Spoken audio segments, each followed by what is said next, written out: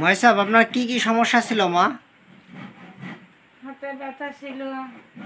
কোন হাতে ব্যথা ছিল একটু দেখান তো। বাম হাতে ছিল। বাম হাতে। এই এখন উঠাইতে পারেন?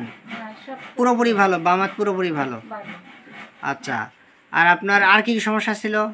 আর ছিল দুর্বল ছিলাম, কিছু খাইতে পারতেন না? কিছু খাইতে পারতাম না, মুখে খাওয়ার রুচি ছিল না, গা ঘামতো না, শীত লাগতো গরম লাগতো না, এখন গরম লাগে, গা ঘামে, ব্যথা নেই, এগুলো সুস্থ?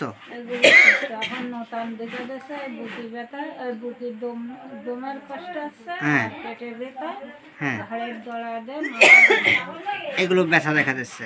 বন্ধুরা, ওনার কখনো প্রেশার উঠতো না, দাদা মা?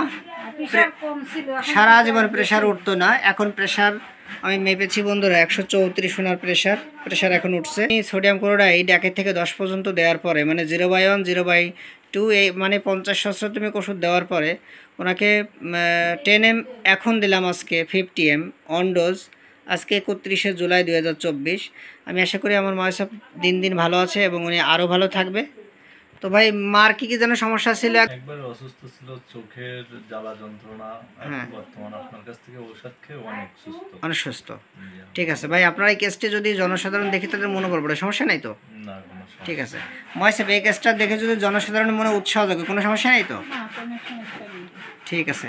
তো বন্ধুরা, আপনার এই আমার এই আন্টিমনির কেসটি আপনারা আমার ইউটিউব চ্যানেল থেকে দেখে আসবেন। ওনার কেসটি আমার অনেকবার দেওয়া আছে, আপনারা দেখে নেবেন। ওনার কেসটি পুরো কেসের ব্যাখ্যা দেওয়া আছে, কেন আমি এই সোডিয়াম ক্লোরাইড দিয়েছি বা নেট্টামিউর যে 50 mg অন ডোজ দিলাম। তো আমি আশা করি আমার আন্টি এতে আরও ভালো থাকবে। তো মা, আপনি অনেক সুস্থ, তাই তো মা? এখন কি কি সমস্যা আছে বললেন? এখন দমের কষ্ট হয়, মানে গ্যাস, ঘাড়ের দৌড়াতে একটু ব্যথা করে।